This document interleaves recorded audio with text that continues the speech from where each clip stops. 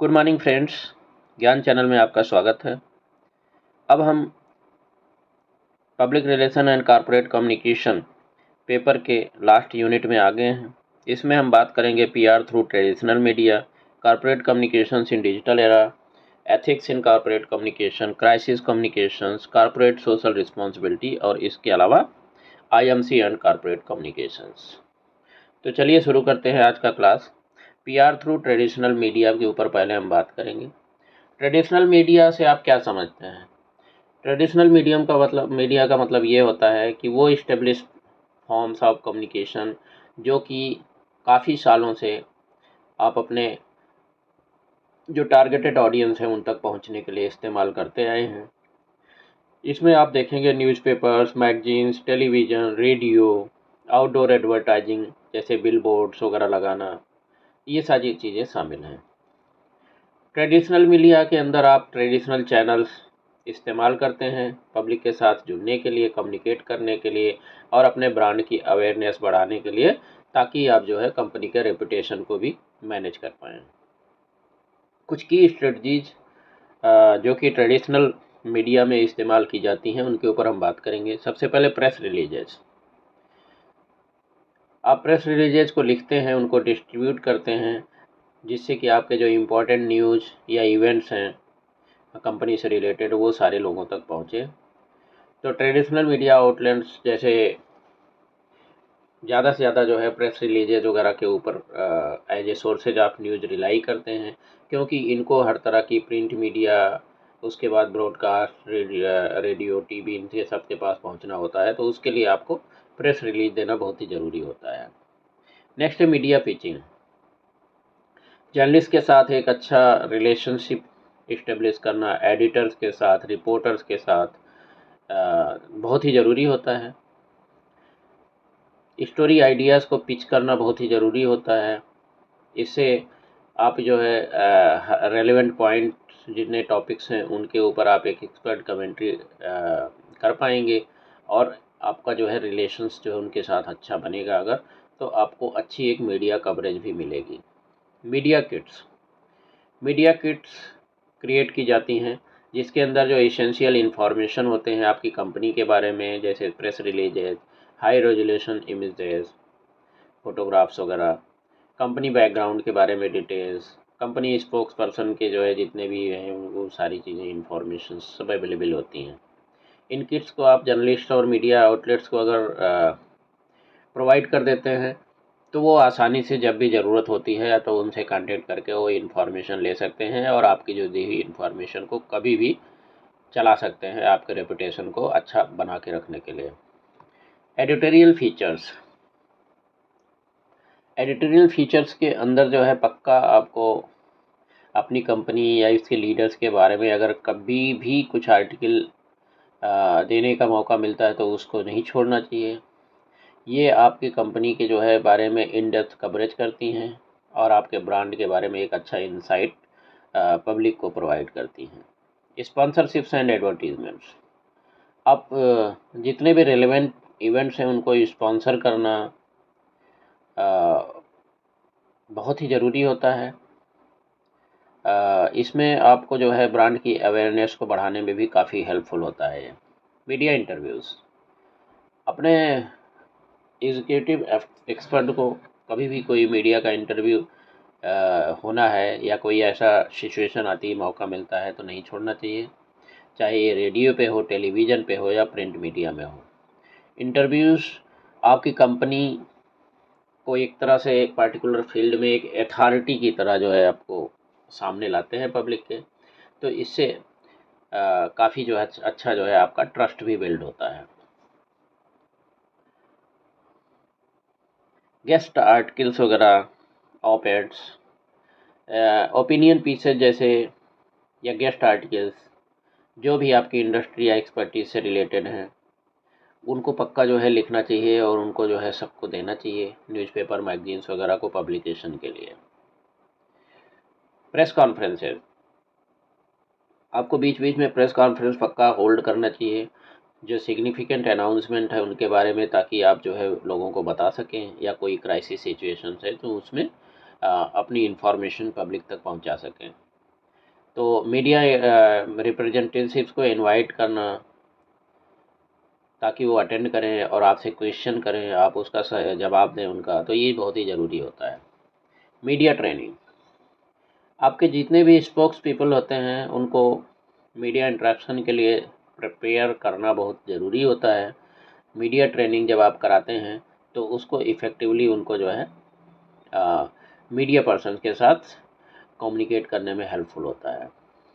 Monitoring and response, एक close आई आपको company के जितनी भी ट्रेडिशनल मीडिया कवर कर रही है आपकी कंपनी को, उनका जो है किसका किसका क्या रिस्पांस है, उसको हमेशा क्लोजली मॉनिटर करते रहना चाहिए, ताकि अगर कोई भी कंट्रोवर्सी किसी भी पार्टिकुलर आपका चैनल में आ रही है तो उसको आप जो है करेक्ट टाइप का वेल क्राफ्टेड स्टेटमेंट दे सकते हैं या इंटरव्यू उसके अंदर डाल सकते हैं, ताकि आपकी कंपनी की रेपुटेशन और इमेज को प्रोटेक्ट करना और उसको और ज़्यादा सीमेंट करने में मदद मिले। कम्युनिटी इंगेजमेंट, ट्रेडिशनल मीडिया जल्दी लोकल कम्युनिटी इवेंट्स वगैरह काफ़ी और इस टाइप के इनिशिएटिव्स भी काफ़ी लेती है। इन एक्टिविटीज़ में आपको पक्का इन्वॉल्व होना चाहिए, इससे आपका पॉजिटिव कवरेज होगा और आपका जो है कम्युनिटी के प्रति कमिटमेंट भी दिखाई पड़ेगा। क्राइसिस कम्युनिकेशन, कोई भी क्राइसिस सिचुएशन कभी भी आ सकती है, तो उसके लिए हमेशा आपका एक कम्युनिकेशन प्लान प्रिपेयर्ड होना चाहिए। इसमें ट्रेडिशनल मीडिया बहुत ही क्रूशियल रोल प्ले करती है पब्लिक परसेप्शन क्राइसिस सिचुएशन के टाइम पे शेप करने में। मेजरमेंट एंड इवेल्युएशन, आप जितनी भी एक्टिविटी कर रहे हैं उनका सबका प्रॉपर फीडबैक सिस्टम होना बहुत ज़रूरी है। पीआर एफर्ट्स होना बहुत ही अच्छा ज़रूरी है, ताकि आप जो है जितनी भी रिजल्ट्स जो आ रहे हैं, आपको जो फीडबैक मिल रहा है उसके हिसाब से अपने आप को चेंज कर पाएँ।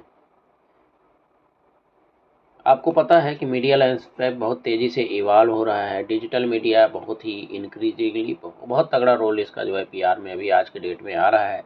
इसलिए आपको अपने स्ट्रेटजीज़ को भी जो लेटेस्ट ट्रेंड्स आ रहे हैं और प्रेजेंट जो टेक्नोलॉजी है उसके साथ आपको कंधे से कंधा मिला के चलने की ज़रूरत है, और अपनी भी पीआर स्ट्रेटजीज़ को भी उसके हिसाब से आपको चेंज करने की ज़रूरत है।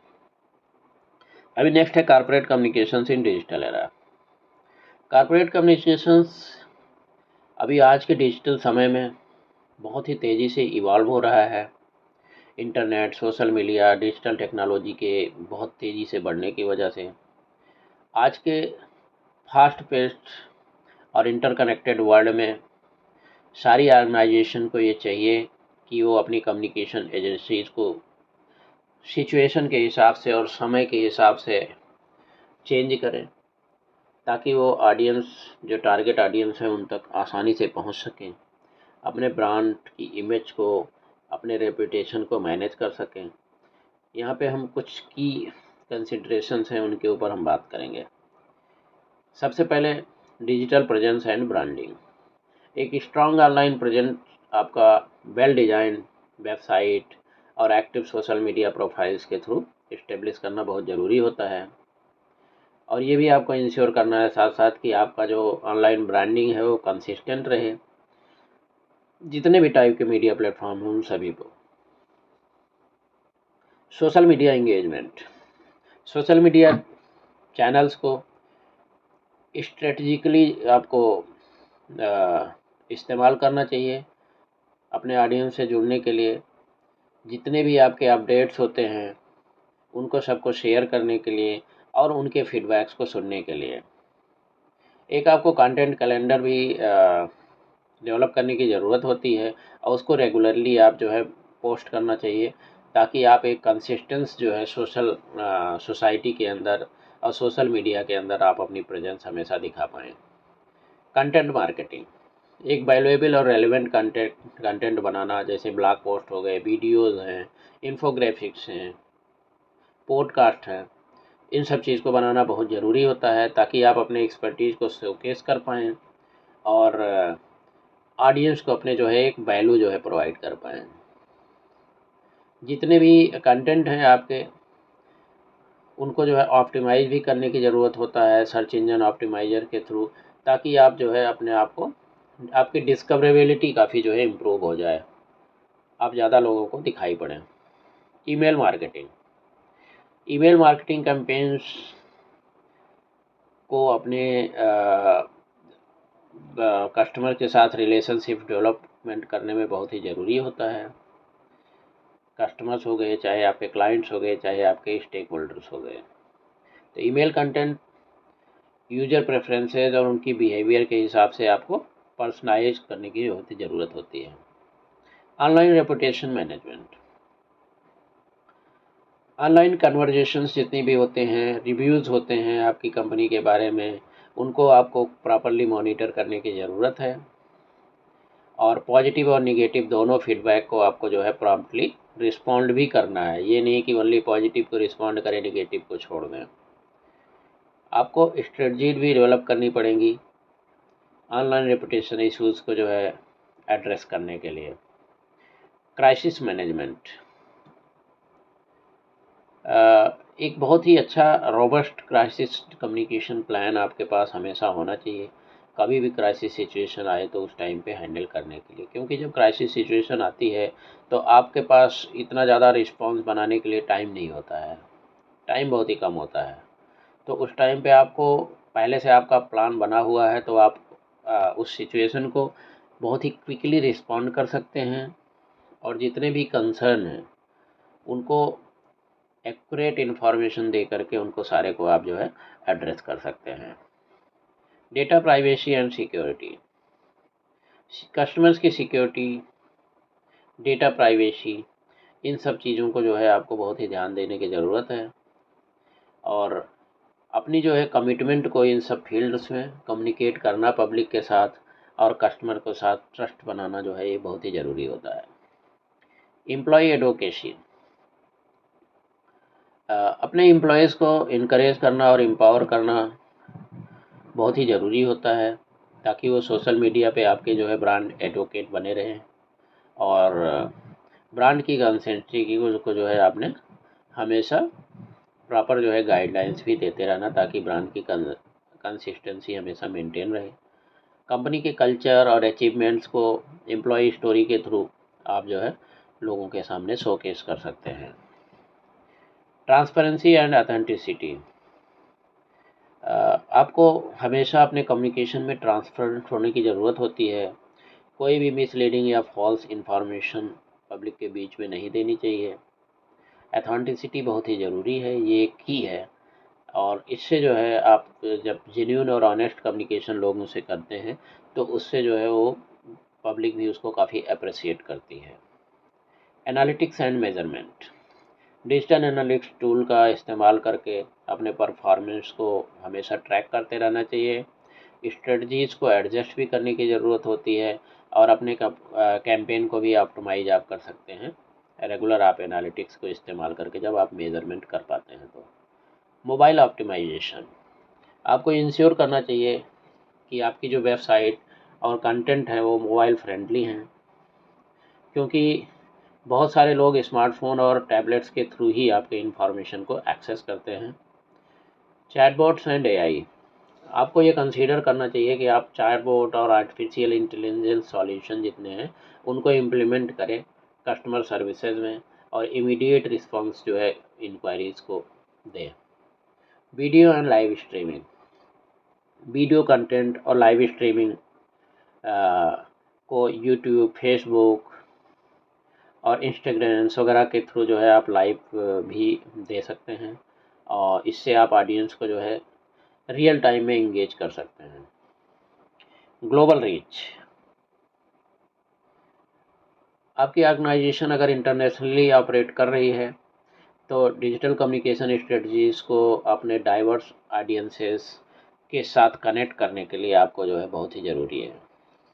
एडाप्टेबिलिटी एंड कॉन्टीन्यूअस लर्निंग, आपको हमेशा अपडेटेड रहना बहुत ज़रूरी है latest digital communication trend, technologies और बेस्ट प्रैक्टिसेस के साथ, और आपको जो है हमेशा प्रिपेयर्ड रहना चाहिए कि लेटेस्ट टेक्नोलॉजीज़ और लेटेस्ट जो जितने भी ट्रेंड हैं उनको, उनके साथ जो है आप अडेप्ट कर पाएँ और अपनी स्ट्रेटजीज़ को इवॉल्व भी कर पाएँ। इस तरह से आप देख सकते हैं कॉर्पोरेट कम्युनिकेशन जो है डिजिटल एरा में आपको एजाइल होना बहुत ज़रूरी है, रिस्पॉन्सिवनेस और ऑनलाइन इकोसिस्टम का एक डीप अंडरस्टैंडिंग, ये बहुत ही ज़रूरी है। ये डिजिटल टूल्स जितने भी हैं नए, उनको टूल्स और स्ट्रेटजीज़ को अगर आप इफ़ेक्टिवली इस्तेमाल अपने ऑर्गेनाइजेशन के कम्युनिकेशन के लिए इस्तेमाल करेंगे तो अपने आपके कम्युनिकेशन के जो है जितने भी एफर्ट हैं वो स्ट्रेंथन होंगे, ब्रांड का एक अच्छा जो है इस्टेब्लिशमेंट होगा और एक लास्टिंग रिलेशनशिप आपका जो है स्टेक होल्डर्स के साथ बनेगा। अभी नेक्स्ट हम बात करेंगे ethics in corporate communication. Corporate communication में एथिक्स बहुत ही क्रूशियल एस्पेक्ट्स होता है और इसमें रिस्पॉन्सिबल और ट्रांसपेरेंट एक्सचेंज ऑफ इंफॉर्मेशन उस पर्टिकुलर ऑर्गेनाइजेशन और इसके स्टेक होल्डर्स के बीच में होना बहुत ज़रूरी है। एथिकल कॉर्पोरेट कम्युनिकेशन एक अच्छा जो है ट्रस्ट बिल्ड करने में मदद करता है, आपकी क्रेडिबिलिटी को सामने लाता है और एक पॉजिटिव रेपुटेशन आपके ऑर्गेनाइजेशन के लिए डेवलप करता है। इसमें कुछ की प्रिंसिपल्स और कंसिडरेशंस हैं कॉर्पोरेट कम्युनिकेशन के अंदर एथिक्स के लिए, उन पे हम बात करेंगे। सबसे पहले ऑनेस्टी एंड ट्रूथफुलनेस। आपको हमेशा ट्रूथफुल्ली कम्युनिकेट करना चाहिए लोगों के साथ, मिसलीडिंग या डिसेप्टिव स्टेटमेंट से बचना चाहिए। जितने भी मटेरियल फैक्ट्स हैं, इंफॉर्मेशन है, चाहे वो आप समझते हैं ऑर्गेनाइजेशन के लिए अनफेवरेबल है, उसको भी आपको डिस्क्लोज करना चाहिए पब्लिक के सामने। इससे आपकी ऑनेस्टी और ट्रूथफुलनेस पब्लिक के बीच में आएगी। नेक्स्ट है ट्रांसपेरेंसी। आपको ओपन और ट्रांसपेरेंट होना चाहिए आपके कम्युनिकेशन प्रैक्टिसेस में। जितने भी कॉन्फ्लिक्ट्स ऑफ इंटरेस्ट हैं उनको आपको डिस्क्लोज करना है। फाइनेंशियल इंफॉर्मेशन और जितने भी पर्टिनेंट डिटेल्स हैं उनको सबको जो है आप स्टेक होल्डर्स को जो है सबको जो है सामने लाना चाहिए, क्योंकि इससे जो है आपके स्टेक होल्डर्स का डिसीजन मेकिंग भी इफेक्ट होता है। Accuracy and precision. आपको इंश्योर करना चाहिए कि जितना भी इंफॉर्मेशन आपने प्रोवाइड किया है वो एक्यूरेट है और रिलायबल सोर्सेज से जो है वो सपोर्टेड भी है। आपको एग्जेजरेटेड क्लेम्स, प्रॉमिसेस को बनाने से बचना चाहिए, क्योंकि ये जो है क्या है कि ये ज़्यादा दिन सस्टेन नहीं कर पाती हैं। Respect for privacy. इंडिविजुअल्स को आपको उनकी प्राइवेसी राइट्स के लिए रिस्पेक्ट करना चाहिए, स्पेशली जब आप कोई पर्सनल इन्फॉर्मेशन ले रहे हैं। आपको पब्लिक का कंसेंट लेना कि आप उस इंफॉर्मेशन को उनका ले रहे हैं वो बहुत ही ज़रूरी है, और जितने भी प्राइवेसी लॉज हैं उनके साथ आप उनके अकॉर्डिंग्स में आप काम करेंगे तो आपको बाद में कोई प्रॉब्लम नहीं आएगी। Fairness and equality. जितने भी स्टेक होल्डर्स हैं उनको सबको फेयरली और इक्विटेबली ट्रीट करना चाहिए। जितने भी कम्युनिकेशन एफर्ट्स हैं उसमें अंदर डिस्क्रिमिनेटरी लैंग्वेज या प्रैक्टिसेस को अवॉइड करने की ज़रूरत है, क्योंकि ये जो है आपके कुछ ग्रुप ऑफ इंडिविजुअल्स को जो है अफेक्ट कर सकते हैं। Integrity. High level of personal और ऑर्गेनाइजेशनल इंटेग्रिटी अपहोल्ड करने के लिए जितने भी कम्युनिकेशन है उसमें बहुत ज़रूरी है। अनएथिकल प्रैक्टिसेस में इन्वॉल्व नहीं होना चाहिए, जैसे ब्राइबरी, करप्शन। इन सब चीज़ों से क्या होगा कि आपका जो है पब्लिक के बीच में आपकी इंटेग्रिटी पे काफ़ी इफेक्ट आएगा। कॉन्फिडेंशियलिटी। सेंसिटिव और कॉन्फिडेंशियल इंफॉर्मेशन को ऑर्गेनाइजेशन के अंदर सेफगार्ड करना बहुत ही ज़रूरी होता है। ऐसी चीज़ों को जो कि प्रोप्राइटरी या कॉन्फिडेंशियल इंफॉर्मेशन है उस ऑर्गेनाइजेशन का उसका प्रॉपर ऑथराइजेशन के बिना कभी भी डिस्क्लोज नहीं करना चाहिए। Responsible social media use. Social media को बहुत ही रिस्पॉन्सिबिलिटी के साथ इस्तेमाल करना चाहिए।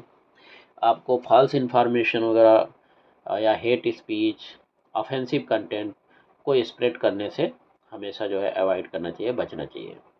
आपको पर्सनल और प्रोफेशनल सोशल मीडिया अकाउंट्स को बिल्कुल क्लियरली डिस्टिंग्विश करके रखना चाहिए।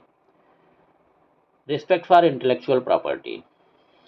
इंटेलेक्चुअल प्रॉपर्टी राइट्स जो होते हैं, आईपीआर बोला जाता है, इनके लिए रिस्पेक्ट करना बहुत ज़रूरी है, चाहे वो कॉपीराइट्स हो गई, ट्रेडमार्क्स हो गए, पैटेंट्स हो गए।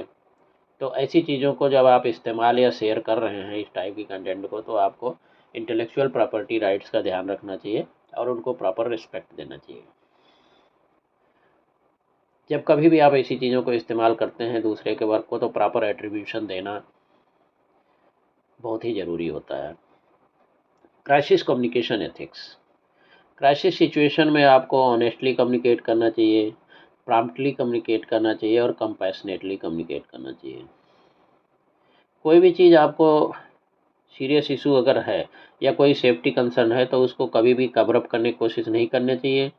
उसको प्रॉपरली आकर के पब्लिक में बताना चाहिए। इससे आपकी ऑनेस्टी दिखाई पड़ेगी और लोगों के ऊपर इसका एक अच्छा इम्पैक्ट समय में आएगा, अपने आप को इस्टेब्लिश करने में हेल्प मिलेगा।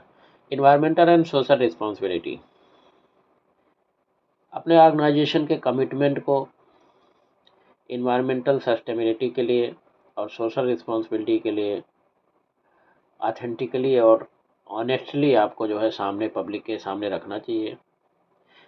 ग्रीन वॉशिंग से बचना चाहिए, फॉल्स क्लेम्स बनाने से बचना चाहिए, क्योंकि आप अगर ऐसे क्लेम बनाएंगे तो वो सस्टेन ज़्यादा दिन तक नहीं कर पाएंगे। Compliance with laws and regulations. जो उस गवर्नमेंट के रूल्स रेगुलेशंस जितने भी हैं, पब्लिक लॉज हैं, रेगुलेशंस हैं, इंडस्ट्री स्टैंडर्ड्स हैं, इनको आपको हमेशा कंप्लाई करने की ज़रूरत होती है। लीगल काउंसिल बहुत ही ज़रूरी है। अगर कोई भी कॉम्प्लेक्स कंप्लायंस इशू आता है, तो वो जो है उनसे जो है एडवाइस लेना बहुत ज़रूरी है। अकाउंटेबिलिटी। कोई भी कम्युनिकेशन आप जो अगर कर रहे हैं, कोई भी उसमें एरर हो गया या मिस स्टेप हो गया, तो उसकी रिस्पॉन्सिबिलिटी आपको तुरंत ले लेनी चाहिए। लोगों के साथ अप्लाइज करने में आपको हमेशा विलिंग होना चाहिए और अपने मिस्टेक्स को अगर कभी भी कहीं आता है तो उसको अप्लाइज करिए और उसमें इमीडिएटली आपको अमेंडमेंट करना चाहिए। Ethical leadership. एथिकल कम्युनिकेशन बहुत ही ज़रूरी होता है और ये सबसे ऊंचा माना जाता है। लीडर्स जो है एक स्ट्रॉन्ग एग्जाम्पल जो है एथिकल बिहेवियर का सेटअप करना चाहिए और इस तरह से अपने ऑर्गेनाइजेशन के बारे में कम्युनिकेट करना चाहिए। Ethics training and guidelines. Ethics training अपने एम्प्लॉयज़ को देना बहुत ज़रूरी है। साथ साथ आपको एक क्लियर गाइडलाइन भी बना के रखना बहुत ज़रूरी है, ताकि आप जो है ऑर्गेनाइजेशन के अंदर एथिकल कम्युनिकेशन को बढ़ावा दे पाएँ। Stakeholder engagement. Stakeholders के साथ एक्टिवली इंगेज होना और उनको रिस्पेक्टफुली जो है, मतलब उनको हर चीज़ में जितने भी कम्युनिकेशन डिसीजन है जो आपके कंसर्न है उसके अंदर शामिल करना बहुत ही ज़रूरी होता है। Continuous evaluation and improvement. आप अपने जो है ऑर्गेनाइजेशन के जो कम्युनिकेशन प्रैक्टिसेस हैं, एथिकल कम्युनिकेशन प्रैक्टिस स्पेशली, उनको आप रेगुलरली एसेस करना चाहिए, इम्प्रूव करने की कोशिश करना चाहिए चेंजिंग सर्कमस्टेंसेज और एक्सपेक्टेशन के हिसाब से। तो एथिक्स बोल सकते हैं कि कॉर्पोरेट कम्युनिकेशन में बहुत ही ज़रूरी है। ये खाली रूल और रेगुलेशन में ओनली एथिक्स की ज़रूरत नहीं होती है, बल्कि आपको जो है सोसाइटी के अंदर सोशल नॉर्म्स के हिसाब से आपको जो है और कहाँ पे किस तरह की प्रैक्टिसेस कर चलती हैं उसके हिसाब से अपने आप को पेश करना बहुत ज़रूरी है।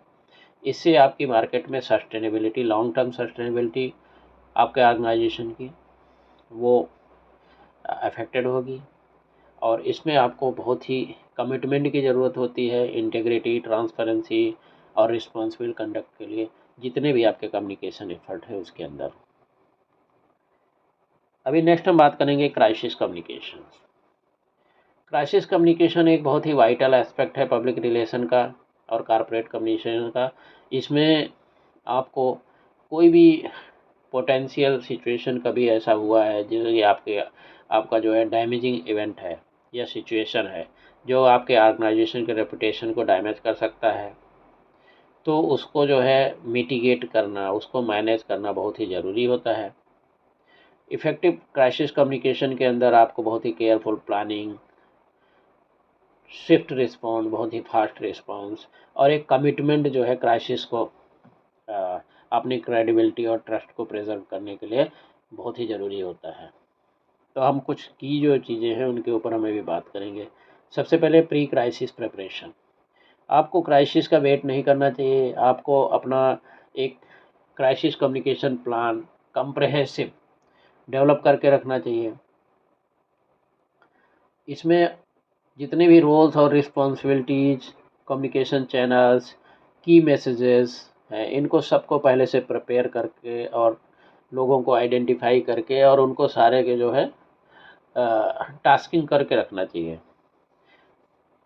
क्राइसिस सिनेरियो जो होते हैं, जो पोटेंशियल कौन कौन से हो सकते हैं आपके पार्टिकुलर बिजनेस में, उसको पहले से आपको आइडेंटिफाई करना है और रिस्पॉन्स प्रोटोकॉल्स बना के रखना है कि ऐसा सिचुएशन हुआ तो इसमें ये एक्शन किया जाएगा, ऐसा हुआ तो इसमें ये किया जाएगा। Rapid response. कभी भी क्राइसिस अगर आता है, सिचुएशन डेवलप होती है, तो उसमें आपको बहुत ही रैपिडली रिस्पॉन्स देना ज़रूरी होता है। कोई भी डिले उसमें नहीं होना चाहिए, क्योंकि थोड़ा सा भी डिले हो गया तो सिचुएशन को और ज़्यादा एग्जेजरेट कर देगा और डैमेज को आपके ऑर्गेनाइजेशन के रेपुटेशन में को जो है डैमेज करने में बहुत तेज़ी से बढ़ता है। तो इसलिए बहुत तुरंत रिस्पॉन्स करने की आपको ज़रूरत होती है। एक क्राइसिस कम्युनिकेशन टीम आपको इस्टेब्लिश करने की ज़रूरत होती है, जो कि कोई भी सिचुएशन आने से इन्फॉर्मेशन को, आपकी तरफ से जो इन्फॉर्मेशन दिया, क्लैरिफिकेशन दिया जा रहा है, उसको पब्लिक तक पहुंचाने में जो है मदद करे। Transparency and honesty. आपको हमेशा हर सिचुएशन और उसके इम्पैक्ट के बारे में ट्रांसपेरेंट रहने की ज़रूरत है। कवर अप करने से हमेशा जो है बचना चाहिए, क्योंकि कवर अप करने से क्या होता है कि एक मिसट्रस्ट पैदा होता है लोगों के बीच में, डिस्ट्रस्ट पैदा होता है। और एक्यूरेट इन्फॉर्मेशन और up to date information stakeholders को पास करना, employees, customers, shareholders, public को, ताकि आपका जो है ट्रांसपेरेंसी और ऑनेस्टी सामने दिखाई पड़े और लोग चीज़ों को समझ पाएँ। Empathy and compassion. अब जो भी अफेक्टेड हुए हैं क्राइसिस में, उनके प्रति जो है आपको एम्पैथी और कंसर्न दिखाना बहुत ज़रूरी होता है।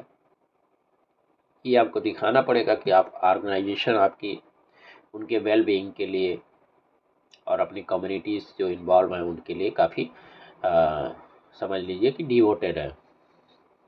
एक सेंस ऑफ रिस्पॉन्सिबिलिटी आपको कम्युनिकेट करना है और उस क्राइसिस को रिजॉल्व करने के लिए जिस भी कमिटमेंट की रिक्वायरमेंट है, वो आपने पूरा का पूरा जो है वहाँ पे देना है। Consistent messaging. आपको ये इंश्योर करना चाहिए कि जितना कम्युनिकेशन आपकी ऑर्गेनाइजेशन से हो रहा है वो कंसिस्टेंट है सारे चैनल्स में। कॉन्फ्लिक्टिंग मैसेजेज होते हैं, वो लोगों को कंफ्यूज कर सकते हैं और ट्रस्ट को भी जो है काफ़ी नुकसान पहुंचा सकते हैं। तो इसलिए आपको की मैसेजेज जो डेवलप करनी पड़ती हैं वो पहले से डेवलप करके रखें। क्राइसिस, उसकी इम्पैक्ट और उस टाइम पे क्या क्या स्टेप्स लिए जा रहे हैं उसको एड्रेस करने के लिए, इन सब चीज़ों के बारे में उसको कवर किया जाएगा। Use of spokes persons. आप जो है डेजिग्नेट करना पड़ेगा ट्रेंड और क्रेडिबल स्पोक्स पर्सन को आपके ऑर्गेनाइजेशन को रिप्रेजेंट करने के लिए कोई भी क्राइसिस सिचुएशन में। ये इंडिविजुअल्स इंफॉर्मेशन को एक्यूरेटली और प्रोफेशनली पब्लिक तक कन्वे करें और जितने भी स्पोक्सपर्सन हैं उनको मीडिया ट्रेनिंग भी देना चाहिए ताकि वो इंटरव्यूज़ और इंक्वायरीज़ को इफ़ेक्टिवली हैंडल कर पाएँ। Social media management. आपको सोशल मीडिया प्लेटफॉर्म्स को हमेशा मॉनिटर करते रहना चाहिए, स्पेशली जहाँ जहाँ पे आपका जो है कंपनी के बारे में या ऑर्गेनाइजेशन के बारे में कोई मेंशन हो रहा है या डिस्कशन हो रहा है उस पार्टिकुलर क्राइसिस से रिलेटेड। और लोगों के जो है कमेंट्स और क्वेश्चंस को रिस्पॉन्ड करना चाहिए प्रॉम्प्टली और professionally. Media relations. Open line of communication हमेशा मीडिया के साथ आपको मेंटेन करके रहना चाहिए, ऑर्गेनाइजेशन की मैसेजिंग स्ट्रेटजी को एडहेयर करते हुए। प्रेस कॉन्फ्रेंस, ब्रीफिंग्स, जहाँ जहाँ आप ज़रूरत समझते हैं कि आप सही अपडेट्स या फिर क्वेश्चंस को आंसर करने के लिए ज़रूरी है, वो पक्का होल्ड करना चाहिए। Internal communications. एम्प्लॉयज़ को हमेशा जो है क्राइसिस सिचुएशन के बारे में इन्फॉर्म करके रखना चाहिए, ताकि एम्प्लॉय के कंसर्न को आप एड्रेस कर पाएँ और सही गाइडेंस उनको जो है दे पाएँ कि आपको किस तरह से एक्सटर्नली अगर कम्युनिकेट करना है तो वो किया जाए। मॉनिटरिंग एंड इवैल्यूएशन, कंटिन्यूअसली आपको सिचुएशन को मॉनिटर करना, इफ़ेक्टिवनेस जो आप एक्टिविटीज़ कर रहे हैं उसको एसेस करना, वो आपको क्राइसिस कम्युनिकेशन एफर्ट्स में काफ़ी हेल्पफुल होता है। अपनी स्ट्रेटजी को किस तरह से, जिस तरह क्राइसिस इवॉल्व हो रही है उसके हिसाब से आपको एडजस्ट करने की भी ज़रूरत है। Post crisis analysis, crisis subside जब हो जाती है तो उसके बाद एक थोरो पोस्ट क्राइसिस एनालिसिस करने की ज़रूरत होती है। इससे आपको पता चलेगा कि क्या क्या चीज़ें सही डायरेक्शन में हुई और किस चीज़ में कहाँ इम्प्रूवमेंट की ज़रूरत है। लेसन लर्न को पक्का जो है आपने यूज़ करना चाहिए अपने आप को अपडेट करने के लिए और क्राइसिस कम्युनिकेशन प्लान को और ज़्यादा इन्हेंस करने के लिए। रीबिल्डिंग ट्रस्ट, जब क्राइसिस रिजॉल्व हो गई है तो ट्रस्ट को रीबिल्ड करने में स्पेशली आपके साथ जो स्टेक होल्डर्स हैं वो बहुत ही ज़रूरी है। इसके लिए रिस्पॉन्सिबल एक्शन और कंसिस्टेंट कम्युनिकेशन की बहुत ज़्यादा ज़रूरत होती है। सारी क्राइसिस जो होती हैं वो यूनिक होती हैं और उनका जो अप्रोच आपकी जो होना चाहिए वो सिचुएशन के हिसाब से, नेचर क्या है उस पार्टिकुलर क्राइसिस का, उसकी सेवियरिटी क्या है सिचुएशन की, उसके हिसाब से आपको एक्शन करने की ज़रूरत होती है। लेकिन फिर भी आप जो है एक प्रोएक्टिव क्राइसिस कम्युनिकेशन स्ट्रेटजी अगर आप बना के रखेंगे तो आप डैमेज को मिनिमाइज़ करने में, रेपुटेशन को प्रेजेंट करने में और अल्टीमेटली ऑर्गेनाइजेशन को क्राइसिस से रिकवर करने में मदद करने में काफ़ी हद तक और काफ़ी अच्छे से कामयाब हो पाएंगे।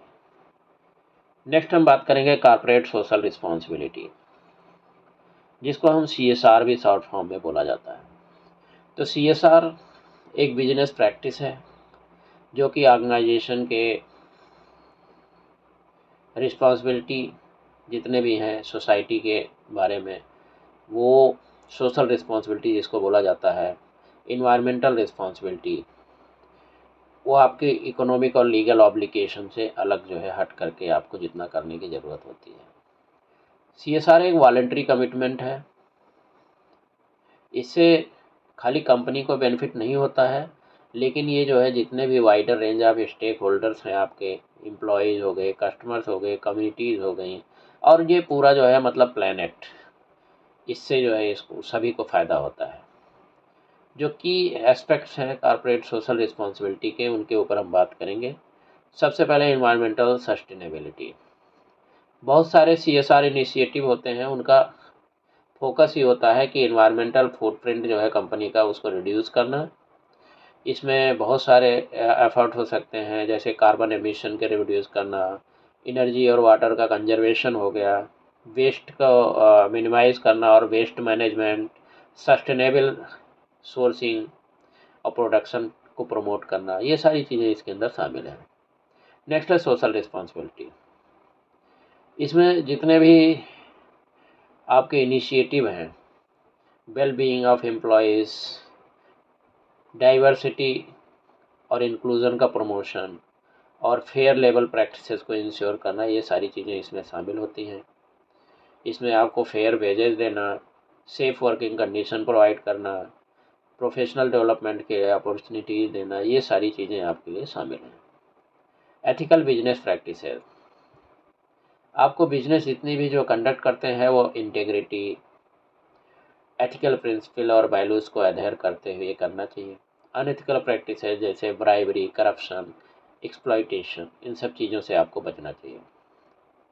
फिलैंथ्रोपी एंड कम्युनिटी इंगेजमेंट, बहुत सारे ऑर्गेनाइजेशन है फिलैंथ्रोपिक एक्टिविटीज़ में, जैसे चैरिटीज़ के लिए डोनेट करना, कम्युनिटी प्रोग्राम्स को सपोर्ट करना, ये सब चीज़ें शामिल हैं, उसके अंदर काफ़ी इंगेज होती हैं। ये आप जो है सोसाइटी को एक जो है गिविंग बैक वाला जो है समझ लीजिए कमिटमेंट जो है डिमॉन्स्ट्रेट करती है आपकी, कि आप कितना जो है सोसाइटी को गिव बैक कर सकते हैं। ट्रांसपेरेंसी एंड रिपोर्टिंग, आपने जो है ट्रांसपेरेंट रिपोर्टिंग जो है CSR इनिशिएटिव के ऊपर और उसके इम्पैक्ट के ऊपर लोगों के बीच में लाना चाहिए।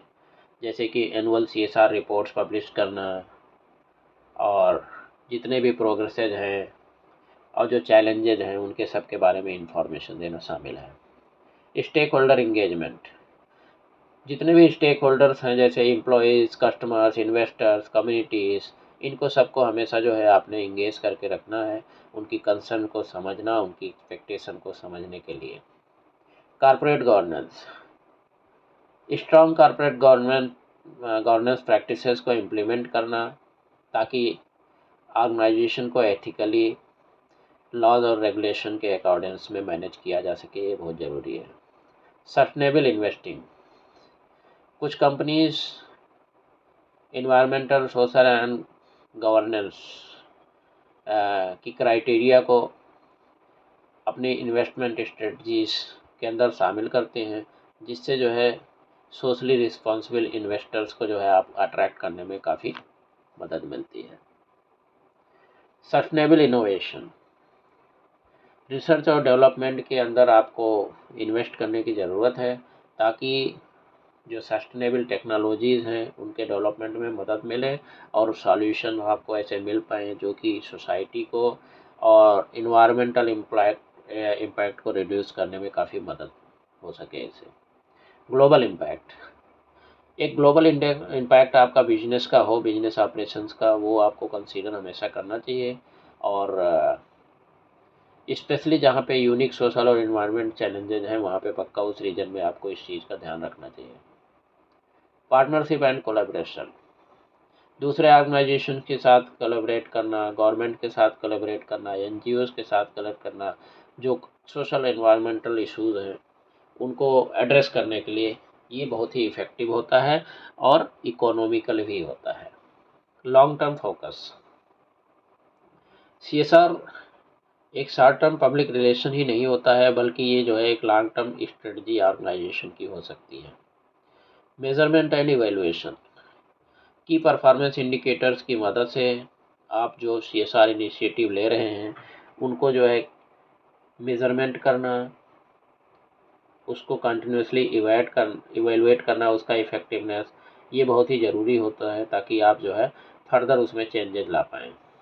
लीगल कंप्लायंस, आपको ये भी इंश्योर करना ज़रूरी है कि आपके जो CSR एफर्ट्स हैं वो जितने भी रेलेवेंट लॉज एंड रेगुलेशंस उस पार्टिकुलर रीजन के हैं उनको पक्का कंप्लाई कर रहे हैं। तो इस तरह से हम बोल सकते हैं CSR एक खाली जो है one size fits all concept ही नहीं है, ये इंडस्ट्रीज़ और ऑर्गेनाइजेशन के अक्रॉस जो है वैरी होती रहती है। तो कंपनीज़ को जो है अपनी CSR स्ट्रेटजी और इनिशिएटिव को अपनी values, business operations, specific need और एक्सपेक्टेशंस के हिसाब से अलाइन करना चाहिए। आप इसको अच्छी तरह से अगर इफ़ेक्टिवली करेंगे तो CSR आपके positive brand image, customer loyalty को बढ़ाने में और एम्प्लॉई सेटिस्फैक्शन को और ज़्यादा इम्प्रूव करने में, और साथ साथ ultimately long term business sustainability के लिए काफ़ी हेल्पफुल होगा। अब हम बात करेंगे IMC and corporate communication. IMC का मतलब होता है इंटीग्रेटेड मार्केटिंग कम्युनिकेशन। तो आप इंटीग्रेटेड मार्केटिंग कम्युनिकेशन और कॉर्पोरेट कम्युनिकेशन अगर देखें तो ये दोनों डिस्टिंक्ट अलग अलग ज़रूर हैं बट बहुत ही क्लोजली रिलेटेड कॉन्सेप्ट हैं, और इनका जो है किसी भी ऑर्गेनाइजेशन के ओवरऑल कम्युनिकेशन स्ट्रेटजी में बहुत ही इम्पॉर्टेंट और क्रूशियल रोल होता है।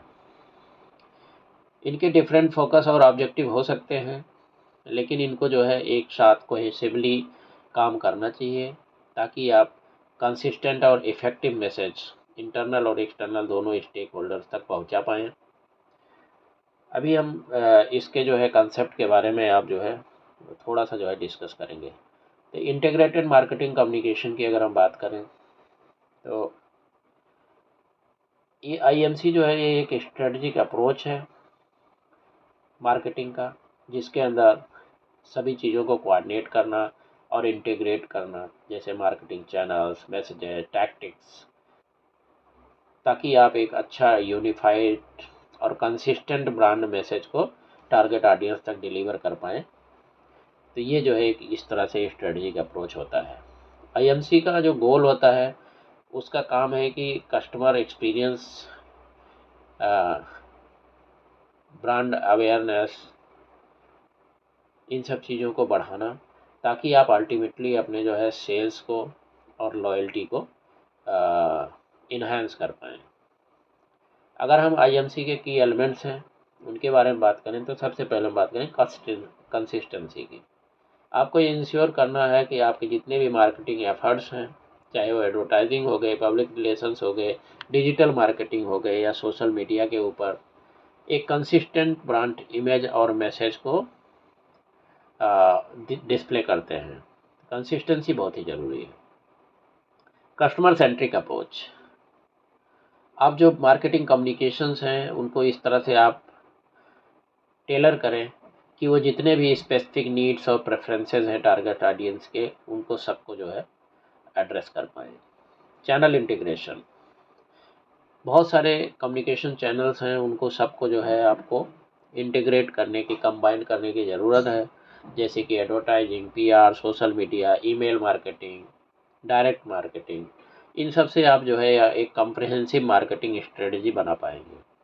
मैसेज कोऑर्डिनेशन, आपको इंश्योर करने की ज़रूरत है कि जितने भी मार्केटिंग मैसेजेज हैं और कंटेंट हैं वो ओवरऑल ब्रांड मैसेज और पोजीशनिंग के साथ बिल्कुल जो है अलाइन कर रहे हैं। मेजरमेंट एंड इवैल्यूएशन, आपको डेटा और एनालिटिक्स की मदद से इफ़ेक्टिवनेस आपके मार्केटिंग कैंपेन्स और स्ट्रेटजीज़ को जो है उस तरह से जो है आपको एडजस्ट करने में मदद मिलती है। अब हम बात करें कारपोरेट कम्युनिकेशन की, तो कारपोरेट कम्युनिकेशंस ये एक बहुत ही ब्रॉडर फील्ड है। इसमें सारे कम्युनिकेशन एक्टिविटीज़ जिसको कि आप जो है मैनेज या इन्हेंस करने के लिए ऑर्गेनाइजेशन के रेपुटेशन को इस्तेमाल करते हैं, चाहे इंटरनली हो या एक्सटर्नली हो, ये सारी की सारी चीज़ें शामिल हैं। इसमें दोनों स्ट्रेटजिक और टैक्टिकल कम्युनिकेशन एफर्ट को शामिल किया जाता है, ताकि वो स्टेक होल्डर्स जितने भी हैं उनके जो भी चीज़ें हैं उनको एड्रेस कर पाएँ, चाहे वो एम्प्लॉयज़ हैं, इन्वेस्टर हैं, कस्टमर हैं, मीडिया है या पब्लिक है। तो इसके अंदर जो की एलिमेंट्स होते हैं वो पहली बात तो इंटरनल कम्युनिकेशन, आपको अपनी एम्प्लॉयज़ को कंपनी के न्यूज़, वैल्यूज़, ऑब्जेक्टिव, इन सब चीज़ों के बारे में कम्युनिकेट करना ज़रूरी होता है, ताकि उनको प्रॉपर हमेशा जो है इन्फॉर्मेशन मिलता रहे। मीडिया रिलेशंस, एक स्ट्रॉन्ग रिलेशनशिप मीडिया आउटलेट्स के साथ, प्रेस रिलीजेज उनको देना और मीडिया इंक्वायरीज़ को हैंडल करना बहुत ही ज़रूरी है। पब्लिक रिलेशंस में आप पॉजिटिव जो है पब्लिक इमेज मीडिया कवरेज के थ्रू, कम्युनिटी इंगेजमेंट या क्राइसिस कम्युनिकेशन के थ्रू आपको मेंटेन करना ज़रूरी होता है। इन्वेस्टर रिलेशंस में आपको जितने भी स्टेक होल्डर्स हैं, फाइनेंशियल कम्युनिटी है, उनके साथ कम्युनिकेट करना है, ताकि आप ट्रांसपेरेंसी और कंप्लायंस जो है वो दिखा पाएँ। क्राइसिस कम्युनिकेशन, जितनी भी आपको क्राइसिस के टाइम पे को किस टाइप की क्राइसिस हो सकती है, तो उसको मिटिगेट करने के लिए, मैनेज करने के लिए अपनी जो है स्ट्रेटजीज को डेवलप करके रखना हमेशा ज़रूरी होता है। स्टेक होल्डर इंगेजमेंट, जितने भी स्टेक होल्डर्स हैं उनको उनकी कंसर्न्स को समझने के लिए, उनकी एक्सपेक्टेशन को समझने के लिए और उनको सही तरीके से एड्रेस करने के लिए आपको उनके साथ हमेशा इंगेज होना बहुत ज़रूरी होता है। तो अगर हम बात करें कि आईएमसी और कॉरपोरेट कम्युनिकेशन का इंटीग्रेशन किस तरह से किया जाए, तो आप अगर इनको दोनों को देखेंगे तो आईएमसी का जो है प्राइमरी फोकस होता है मार्केटिंग और कस्टमर कम्युनिकेशन के ऊपर। ब्रॉडर ऑब्जेक्टिव जो कॉरपोरेट कम्युनिकेशन है उसके साथ अगर उनको सही तरीके से अलाइन किया जाए तो एक कोहेसिव और इफेक्टिव कम्युनिकेशन स्ट्रेटजी आप क्रिएट कर सकते हैं। ये किस तरह से एक दूसरे को इंटरसेक्ट करते हैं उसको हम अभी देखेंगे। सबसे पहले कंसिस्टेंट मैसेजिंग, आईएमसी और कॉरपोरेट कम्युनिकेशन को कंसिस्टेंट मैसेज को कम्युनिकेट और शेयर रीइंफोर्स करने की ज़रूरत होती है अपने ऑर्गेनाइजेशन की वैल्यूज, मिशंस और ब्रांड के बारे में। नेक्स्ट है स्टेक होल्डर इंगेजमेंट, दोनों डिसिप्लिन स्टेक होल्डर से इंगेज होना जो है इन्वॉल्व, दोनों के अंदर इन्वॉल्व है, चाहे वो फोकस जो है थोड़ा सा अलग अलग हो सकता है। आईएमसी जो है वो कंसंट्रेट करता है कस्टमर्स के और पोटेंशियल कस्टमर्स के ऊपर, जबकि corporate communication broader range of stakeholders को जो है सभी को जो है एड्रेस करता है। क्राइसिस कम्युनिकेशन, क्राइसिस के टाइम पे आईएमसी और कॉर्पोरेट कम्युनिकेशन के बीच में एक अच्छा तालमेल होना बहुत ज़रूरी है, ताकि आप अपने कोई भी सिचुएशन है उसको मैनेज कर पाएँ, ब्रांड को प्रोटेक्ट कर पाएँ और स्टेक होल्डर्स को हमेशा जो है उसको दोबारा से रीएश्योर समझ लो कर पाएँ। मेजरमेंट एंड इवैल्यूएशन, दोनों आईएमसी और कॉर्पोरेट कम्युनिकेशन में क्योंकि डेटा और एनालिटिक्स का इस्तेमाल होता है इसकी इफ़ेक्टिवनेस को एसेस करने के लिए, तो इसलिए आप समझ लीजिए मेजरमेंट एवेल्युएशन दोनों जो है इस दोनों के अंदर ही शामिल हैं ये। आप समरी में ये बोल सकते हैं कि आईएमसी और कॉर्पोरेट कम्युनिकेशन कम्प्लीमेंट्री डिसिप्लिन्स हैं,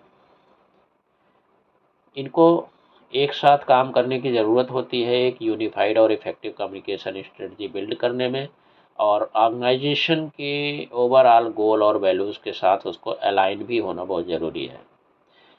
एफर्ट्स को कोऑर्डिनेट करके ऑर्गेनाइजेशंस स्ट्रॉन्ग और कंसिस्टेंट ब्रांड इमेज को बिल्ड कर सकती हैं और अपनी रेपुटेशन और रिलेशनशिप जितने भी हैं स्टेक होल्डर के साथ उनको भी बहुत ज़्यादा जो है स्ट्रेंथ दे सकती हैं। तो यहीं पे आज हमारा ये टॉपिक पूरा का पूरा समाप्त होता है, पब्लिक रिलेशन कॉर्पोरेट कम्युनिकेशन का पेपर।